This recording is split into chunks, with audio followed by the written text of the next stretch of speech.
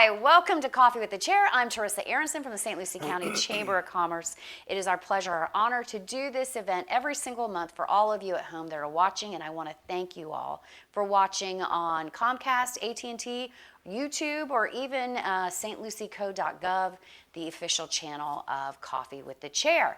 As we typically do in January, we have a chair. Sometimes it happens in December. This year it's happening in January. We have a brand new chair. They tend to rotate on the Board of County Commissions here in St. Lucie County. But he is not new to this show. He has co-hosted with me before. Please welcome back the one, the only Board of County Commission Chair, Chris Zadosky. Wow, you still can say it right. I can. I'm used to calling you DZ like the rest of the world. That's right, So when I have to pronounce the full name, I'm like, It is not DZ. That is not an actual real name. It's funny, but I'm really happy to be here, and it's been a long time, and I miss our chats, our fireside chats. I can see the fire is gone. But, Yeah. So, okay. We'll have to get like a little coffee table version. Okay. And you know what else we don't have due to COVID? There's no coffee with any of my coffee talk shows. Zero coffee. I miss that as well. Well, I brought mine, so. You brought your own coffee? I always forget, but we used to have Café con Leche from Mervis. Oh, that's dangerous. We were spoiled, so incredibly spoiled. I know Mike, our producer, is giving us the thumbs up, like, get that stuff back. But we can't do an audience quite yet, even though this is going to air in January, and we are hoping things are on the trail to betterment for the entire United States and us here in St. Lucie County. But we've had to change a lot of stuff. You know that nasty COVID word, pivot. Well, I'm glad we're in 2021 because 2020 was one to forget for all the ages. And I'm just so proud of this community for coming together. We took some very difficult times and we rolled with it. And we asked the public to do some very different things. The social distancing, the washing of the hands. It wasn't but maybe 6 months prior to this coming to us that we were dealing with the Hep A issue. And so it's interesting how hepatitis A was a big deal for probably 3-4 months, and then we started that process of wash your hands, do this, do that. Different options were done in the restaurants. So then all of a sudden we got that under control, and then COVID comes. So there's no manual for how to respond to this thing, and I'm just so proud of our community for coming together. We've had our differences. Nobody's hiding from that. No, I don't think you can. I mean, I think we made national news with one of our very excitable Board of County Commission meetings, which I never loved that. I forgot about that one. We made the national news with one. Certainly, it's a divisive issue. Unfortunately, it has become a party issue, which is shocking to me, and I don't think it should be. Yeah, well, in an election year, anything you can do to separate the parties and the voters is a useful tool for those who are trying to win, and it's unfortunately part of politics. We went through that here. Pick an item and divide the county on an issue. Taxes. Nobody wants to pay taxes, but we've got to pay for our infrastructure and so on. And back in my race, it was St. Lucie County pays the highest taxes. Well, no, not we don't. just yours. A couple of them they tried to put that in there, but yes. Yeah, but that's not true. I mean, we pay per capita just about $8 more than the state average. So when you're trying to win an election, you pull out all the stops and you take whatever opportunities you can. But going back to COVID, again, the health department in this county, in this region, has been incredible. The hospitals, Cleveland Clinic, Lawnwood, have come to the table and really given us the medical and science background that gives us the opportunity for the board to make responsible decisions. Yeah. So we're happy that they're in our community. And I'm certain at the time of this airing, we will still be under a mask mandate in St. Lucie County. I do not anticipate that to change for probably a couple more months at least. And so I always like to remind people, and it's part of my deal with the county, that I help remind people that we are under a mask mandate, and what that means is you have to wear a mask in public where it's not possible to social distance or where the public has access. Yes, we always have our masks. But this is not public accessible. Right. So we're good here, and we're also 6 feet apart. On my Coffee with the Mayor show, they do let people come in and watch still, so we have to wear a mask the entire show. Oh, wow. Okay. I know. But it's funny to me, we talked about it being a partisan issue, and I always try to tell people don't be a pawn for anybody's agenda, because it always happens on both sides. It does. And it is certainly going to happen again. But we'll get through it. The unfortunate part is all of the projections that were done scientifically, whether it be the health section or the science section, they predicted everything exactly as it's unfolding, including the uptick. Now we're coming in after Thanksgiving, and that spike is really taking off here in January. And we're concerned about that, and we're continuing to try and drive this message home. Again, social distance, wear your mask, hand sanitizer, washing of the hands. Do your part. It's not that hard to do your part. And listen, I understand there's arguments on all sides, and I'm open to all those arguments, and I don't know definitively the answer to anything. Sure. But if you ask me to do something as a possible precaution that is effective, I would like to throw my hand in and get to work with the rest of them. Well, if you go back way back, I'm sorry, probably October, August, September, we talked, and we were trying to figure out how do we get business open. And to get business open, if we can do these small things to get business open, let's keep our economy moving. And because of these efforts, we now see restaurants back open, although at a limited number.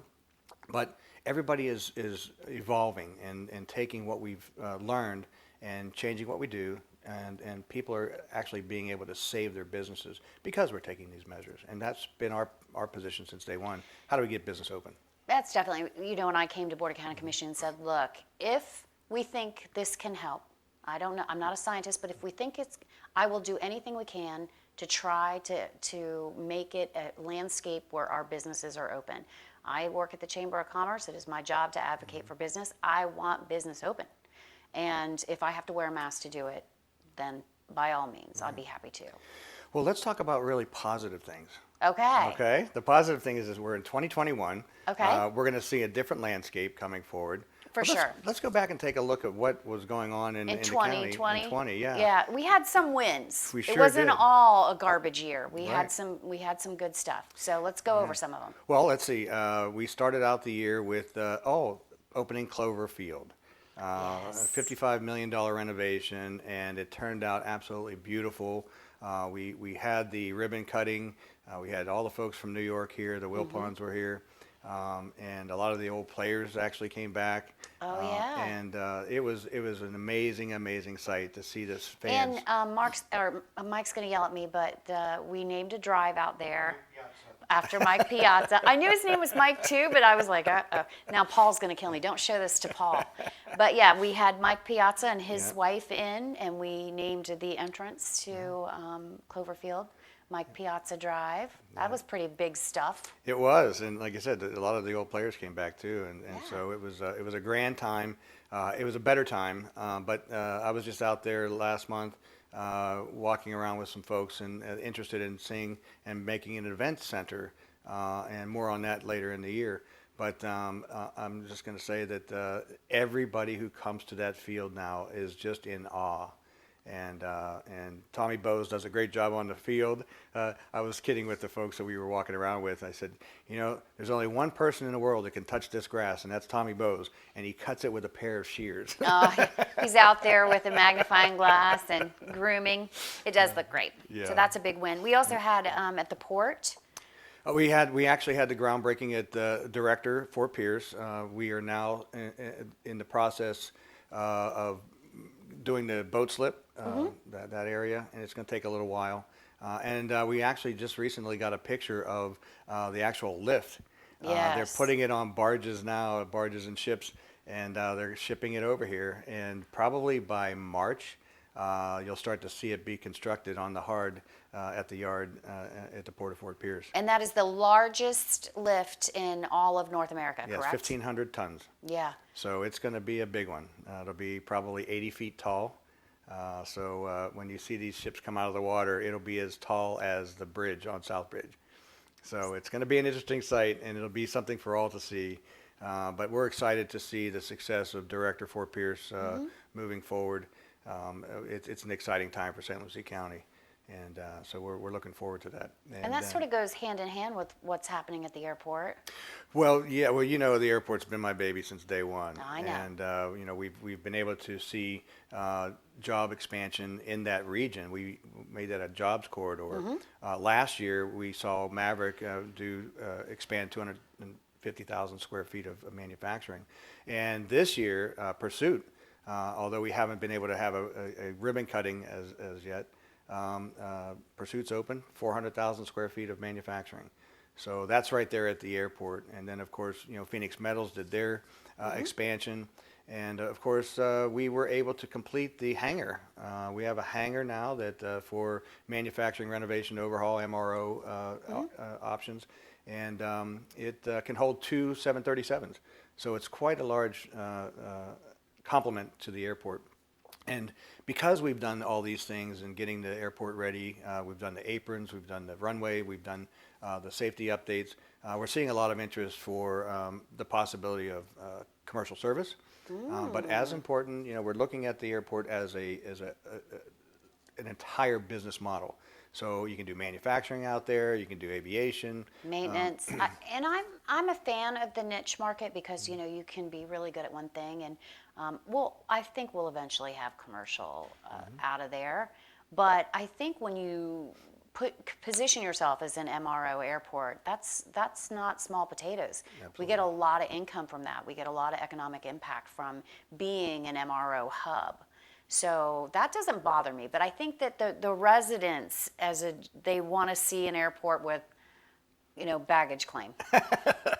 Well, I don't know if we'll even have baggage claim in the beginning. I spent 25 years in the airline industry, and so my very first year in the airline, I flew into Fort Lauderdale, and we got our bags on the curb by the street. Oh, nice. So now Fort Lauderdale is a city, Yes. as is Palm Beach, and so it's amazing. Which is how funny things- because our airport has more land than Fort Lauderdale. Yeah, you can put Palm Beach and Lauderdale in the landmass that we have. Yeah. So it's pretty interesting. So that's a great compliment to the port, as we said. And then we're seeing corporate businesses move to St. Lucie County, Port St. Lucie. Our relationship with Port St. Lucie has been so well received by investors. They're actually seeing that governments are working together, and we just recently named Federal Express, or FedEx, is going to do a 245,000 square foot expansion in the Southern Groves area. And that will complement the TAMCO expansion we did last year, another 400,000 square foot manufacturing facility. So you can see the synergies begin to stack up here. And because of COVID, I think you're going to even see more of the intermodal distribution centers like FedEx. We already have Amazon fulfillment center to the north, Yep, up here in FedEx to the Fort south. And so these are all good things. These are all great jobs that are coming to us, and they pay above the average wage, which is really good for St. Lucie County. But the one thing that the board has tried to focus on for many years is changing the dynamic that we rely on rooftops, retirees, and tourism. And that did not serve us well during the recession. Correct, and I raised it the other day. Literally in 2008, unemployment was 16.9%, and there was a reason. We didn't have the manufacturing sector. We didn't have a focus on that. Well, what we've done over the last 12 years is focus in that area, so those jobs actually can continue. During Exactly. Yeah, during a downturn of the economy.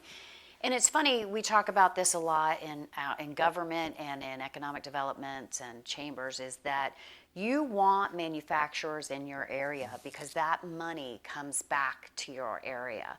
So when you buy something online, you pay somebody in another state, it bypasses our taxing structure.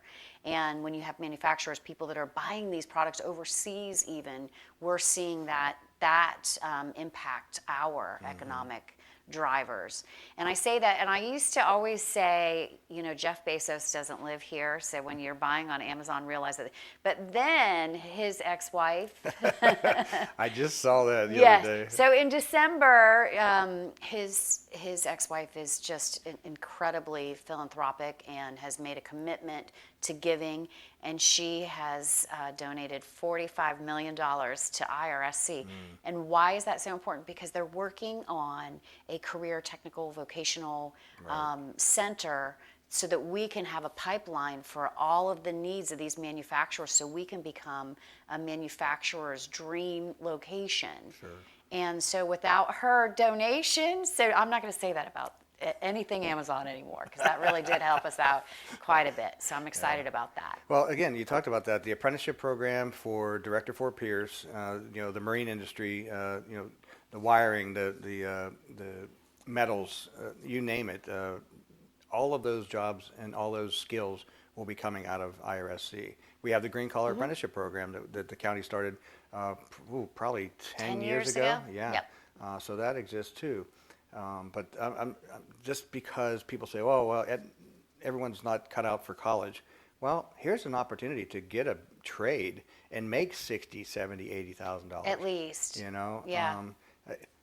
The people who come and fix my air conditioner, they're making $80,000, $90,000. I'm like, I think I did this wrong. I'm not sure. Well, there's been a shortage. So we hit a time period when manufacturing was not as prevalent in the United States as it really we needed it to be. And so we're now seeing people that were able to provide services or had the skill set to serve the needs of these manufacturers. They're aging out, they're retiring, Right. and we hadn't been feeding that pipeline. So we're kind of doing a mad dash. But this center, that IRSC, the state-of-the-art vocational center, will really help out with that. And when you say vocational, people of our generation think I was in Votech. yeah. Well, you don't think about what it really is, and now it's much more technology, and for us back then it was automotive and cosmetology. You can't work on a car today. I used to be able to take an engine apart, put it back together, and drive away in 2 hours. And I can't. You can't do that, but there's technology to all that, and that's the sort of thing they'll be learning at the center that I'm excited to see come to fruition, because that's been an ask of ours at Tallahassee for years, and now it looks like we will get that. Almost there. I Almost know. there. It is exciting, and again, a lot of great things are happening in St. Lucie County. Port St. Lucie is driving that bus, so to speak, in creating Southern Groves and Tradition area, and there's a lot of excitement in our community. Fort Pierce is up and coming. They're moving forward with some new developments that are really going to be different for the county. Kings for the city. Landing, which is a multi-use center. They'll have retail, they'll have restaurants, they'll have a hotel and residence. Yeah. That's pretty progressive for Fort Pierce. Absolutely. And then there's a discussion has been going on trying to figure out how do we get the wastewater plant off the island, move that somewhere else so that land can be developed. But more importantly, so that the wastewater plant is not on the lagoon. Having it on the lagoon often gives it a chance to have a failure, and we don't want to ruin the lagoon. So it's been a mission of mine to try and get that plant off the island. So the city and the county city of Fort Pierce and the county are working together to find hopefully a solution to moving that plant. I think everybody would love that, and not for nothing. And listen, I'm not saying we build out the world, but that is prime real estate that could again spur economy. So there's always a mix between growth and quality of life, and it's hard to balance it. And I think that a lot of times people land on one side or the other, Right. but you really have to find a happy medium. And I think that that's where we're headed. You don't want to build out the world, but you do want to build out enough to sustain your people. Remember, we had 60% of our population leaves the town to go to work. We don't want that. Yeah. We want you to have your money here. And you lose, the further away you go to work, the more money doesn't come back to your county. It's being spent along the way. Sure. So. Well, again, we were just affordable. We keep seeing how St. Lucie County, Port St. Lucie show up in magazine studies about one of the best places to retire was one of them. The affordability of St. Lucie County. Safest. Yeah. Yeah, we're safe. Port St. Lucie's always on the top safe, large cities. And so, yeah, it's amazing what we have to offer. And we're really starting to capitalize on it. Yeah. And again, we're seeing all of the very dense cities come this way because with COVID and that closeness and that density creates challenges. So we still have a lot of green space, and let's use that green space wisely, I think is what we're talking about. Yeah, we want to use it wisely. You have to have a healthy environment to have a healthy community. So we understand that, and you know that for sure. Yeah. Environment's big for you too. Absolutely. Water and sure. And it's all, and just, and again, last year we actually did our strategic planning that takes all of this into account, including our budgets. How do we reduce the millage rate? How do we have a sustainable budget? So all of that, even how we approach the environmental concerns. We have approached, and we worked together at the Chamber and the Church Coast Builders Association on changing some of our antiquated regulations and things that have made things better and more, I say, quicker to market. yeah, And for targeted sectors especially. right. And thank you to the Chamber for spearheading that and being a part of that. That's been Our a really pleasure. great relationship. So thank you for that. That is something that the Chamber does quite a bit of, and we don't talk about it. It's a lot of behind the scenes stuff. Most people don't care about lid liners and utility lines, but that is so important to the progression of business. And you have to have regulation anywhere you go. I mean, could you imagine a community without regulation? There are a few, and they've been disasters. So you have to have regulation, but you have to have regulation that makes sense. I call it common sense regulation.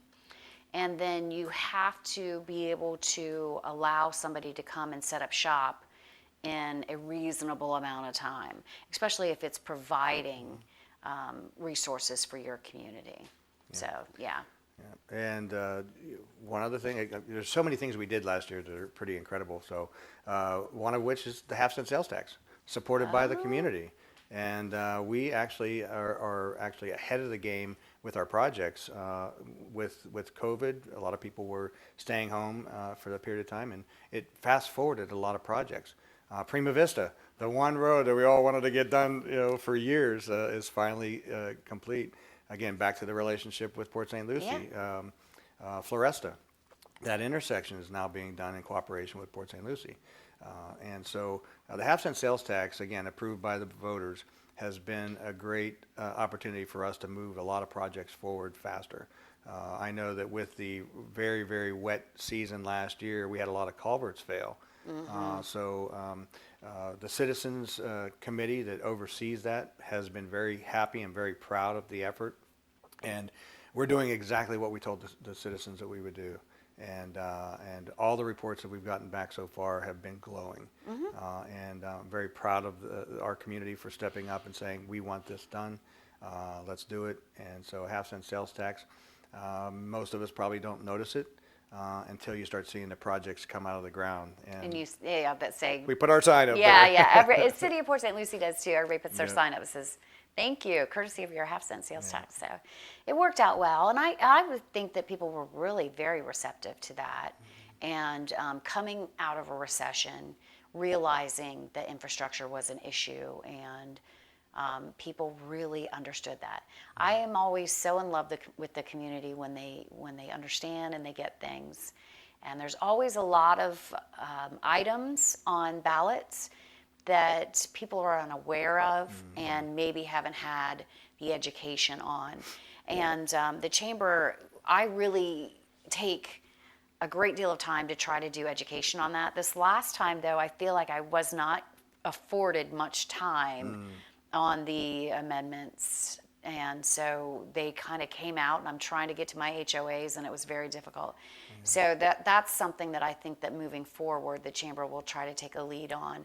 But getting the language out of the state before it goes to ballot is not fun. Yeah, well, there's probably reasonings behind it. There but, is, because it's convoluted and it's very misleading. sometimes the language is very difficult to read. That's And right, it's yeah. misleading a lot of times, and then they would, bundle items, which drives me This part sounds crazy. good, this part is bad. It is, but you can't have this part unless you give us this part. So it's always kind of horse trading on those amendments. As but they say, you don't want to see how the sausage is made. no, you do not. You brought up education, and I'd be remiss in not talking about last year's effort by the school district. You've got 55,000 students, you've got 5,000 Employees, teachers, yeah. and you have administration. And for the efforts that they were able to accomplish in trying to get the students ready for school, parents, some are at home, some are in class. The virtual world. I mean, we're all changing what we do with the virtual world. I mean, our meetings, Zoom meetings, not your Zoom chamber Meetings, programs, yeah. But I think we're going to find some positive things out of this, just from the standpoint of saving money from travel for business. Having a Zoom meeting, people are now used to it. Nobody liked it in the beginning. Of course, some of us don't like it now. I don't like it still either. Yeah, I don't get the feel of the people in the room. No, you It's can't very- read a room. Exactly. And the interaction is a little odd because the visual cues are not available to you Right. when you're having a conversation with somebody. But that's why it's so impressive what the school district is doing Yeah. here, because I'm not a good one for online learning. That's just me. When I went to IRSC, I had to be in class. I tried to do the virtual stuff back in the day, and that wasn't working for me. No, not good so, for you. So the struggle is real. I'm so proud of our teachers for really taking on this task, and they really are actually embracing trying to do the best they can to help our students. And Wayne Gent, superintendent, you know what? You're in the game, and Yeah. he has been very strong and steady at leading his board, number one, and then the teachers. So Monumental task for sure. Yep. I think a lot of people have kind of banded together to make everything sort of work.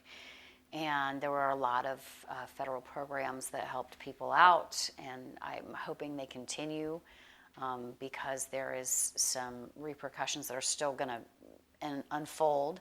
I want to talk about our small business assistance program that the county came on board with to help sponsor. So at the chamber, I'm a nonprofit. And I am not government funded. I gotta slay what I eat, and so we have a program that assists small businesses in the initial build out, lease, acquiring of commercial space. Because they don't understand how that works. It's a huge regulatory issue. ADA regulations, county, Right. city, depending on where you're at. They have design standards in St. Lucie West. They have them in Tradition. This is a lot of stuff to navigate for your average business owner. And so we put together a program because it is near and dear to my heart. I've seen too many people sink their life savings into a lease or a building that wasn't going to work for their business in the long run. Right. And it was too late. You've already bought that building or you already signed that lease. So we have a program that helps anybody that is interested in starting a business or acquiring commercial space or already has commercial space. We have a program that will work with them through a group of experts, an engineer, an environmental guy, a planner, an attorney, and we can give them free advice on the upfront of, is it a good place for you to go? Is it going to work? Is it zoned for you? What is the build out going to be? Is it ADA now? How much are you going to have to bring it up? So there's many things that go along with that, and then each jurisdiction is different. So I'll be coming to you privately to talk about one of those issues. Well, we realize that we have some challenges with the different jurisdictions, Yeah. and some of the things that we're trying to do is kind of mirror what's happening in either city with the county and vice versa, because it is difficult, It for is. people to get through. The one big thing that I would love to see mirrored in all jurisdictions, so the city of Port St. Lucie, if you you have a business and it is a barber shop, and the next person comes along and signs a lease for that space and he's going to open a barber shop, you are grandfathered into bringing that up to code because it's the same exact business operating in the same exact spot. We don't have that in the county. If you get a new business, as soon as that guy buys that barber shop, he has to go in there and redo everything to bring it up to code. That means landscaping, retention, bathrooms, and they don't realize that. He thinks he just bought a barber shop that's, ready to go. Well, what you're doing at the chamber is perfect because that actually works well with our business navigator. We encourage anybody that wants to do anything in the county, especially unincorporated, is to come speak to our business navigator, likely go to the chamber first, and come to us and walk through whatever the thought process is. Get the information from you as a third party. Come to us, talk to our business navigator, walk through our planning department, and see what you can and cannot do. And your staff is great about stuff like that, and you have pre-planning, and you have lots of opportunities. If the client understands these opportunities or aware of these opportunities, so I always say stop at the chamber, and we're going to tell you, go meet with the navigator, go get a pre-plan, go do all of that. So yeah. But we're here for business, and I think we all have the same goal, and that is make it a little bit easier, but keep safety, front of mind, and get people to work. We all want that, right? So how do they get in contact with the chamber? Oh, well, thanks for asking. I'm sure Michael put it up, but you can email me, and I'm just president@stluciechamber.org because we are a nonprofit. Or our phone number is easy. It's 595-9999. So yeah, it's really easy. What was it again? 595-9999. Okay. All right, good. Yeah, call me. Do call me, and I want you to do that because we have saved people millions of dollars in the last year with this program. I mean, millions of dollars. People that were trying to buy property that was never going to be zoned for what they wanted, and people that wanted to tear down a building that was, you're not going to be able to replace it. So it's been an amazing program, and I'm very proud of it. Well, now that we're in 2021, it's probably a good time for those businesses that are not chamber members to become members. Yes. And there are benefits with being a chamber member, right? There's a ton of benefits. We have all the usual suspects. We have all the networking opportunities that you need. We have partners at SCORE and the SBDC and SBA and the EDC. We have partners with all the right people, can do all the right referrals. And even if you don't need networking, because I have a lot of businesses and some of our manufacturers, they don't need networking. They're not networking locally. But do the right thing and join the chamber because we're also doing behind the scenes programs and regulatory issues that are helping all of you, whether you think so or not. So that's the misnomer about the chamber. I don't need the chamber because I don't need to network. No, you need the chamber because we're doing work for you, whether you are aware of it or not. Even your legislative positions, that are basically there to help business. Yeah. And so that's very important. And last but not least, we are now moving into our legislative session with Tallahassee, and we'll be having those talks here in January with our legislative delegation, asking for things for the community, everything from money for roads and things like that, drainage, septic to sewer, a lot of the legislative items that are necessary to help us continuing to help our citizens. So stay tuned with that. All right. Well, I do want to say congratulations to you. Thank you. For getting another 4 years with us. And I know you'll put those years to great work. And very happy to have you back on board as my co-host. It's been a while. It's typically 5 years in between co-hosting. You must have heard I was on a diet, that there's no cookies and no There's bagels. Nothing. I know. It's so, I can't wait till we can feed a crowd and invite the audience back in. But but nice to have you back. Thank you so much, Teresa. I appreciate it. And I will see you again next month. I'll be here, and thank you to the audience. Thank you. Well, a huge thank you to A&G Pools, Art, Sandy, Travis, everybody out there for being our sponsor yet again this year. We missed them. We hope we can get them back in studio soon too. But until next month, everybody have a great day.